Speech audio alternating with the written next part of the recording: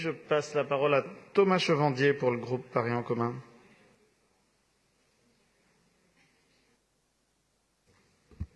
Merci, Monsieur le maire. J'interviens à la suite de Monsieur le maire de Paris Centre sur la même thématique dans un premier temps, sur la création de cette mission d'information dont je me félicite aussi au nom du groupe Paris en commun. La Seine étant au cœur de l'histoire et de l'identité de Paris, nous devons aussi aujourd'hui penser sa place et son rôle dans l'avenir de notre ville. C'est le sens de cette mission. Les enjeux aujourd'hui sont très importants et embrassent l'ensemble des politiques publiques qui sont de la compétence de notre municipalité, de notre collectivité.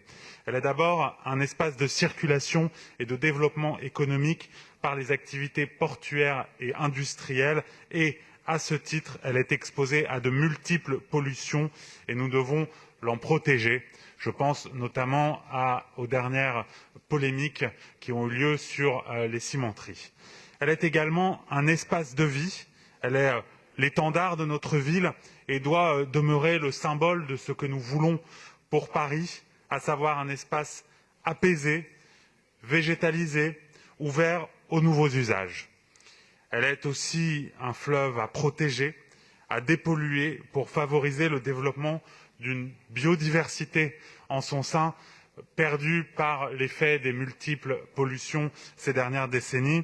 Elle est enfin le trait d'union entre Paris et un certain nombre de ses voisins, de la petite couronne jusqu'au Havre, jusqu'à l'océan. Et c'est une dimension, là encore, qui devra être prise en compte par cette mission. Cette mission devra donc s'inscrire dans ce cadre-là, pluriel, régional.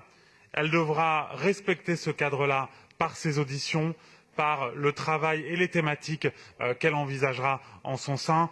En tout cas, dans le groupe Paris en commun, nous y veillerons.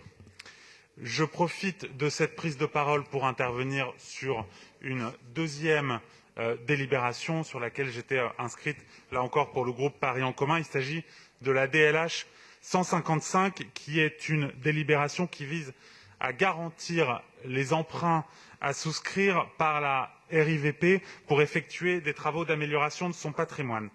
Ce sont là des résidences représentant au total près de 10 000 appartements qui vont bénéficier par l'effet de la garantie d'emprunt et donc du soutien de la mairie de Paris, de travaux d'amélioration et de sécurisation qui vont permettre d'améliorer considérablement les conditions de vie des habitants de ces appartements. Cette délibération s'ajoute au plan de soutien voté le mois dernier et témoigne du soutien de la ville à ses bailleurs et aux soins donnés aux conditions de vie de l'ensemble des résidents du parc social. Il me semblait utile de le rappeler à l'occasion du vote de cette délibération. Je vous remercie.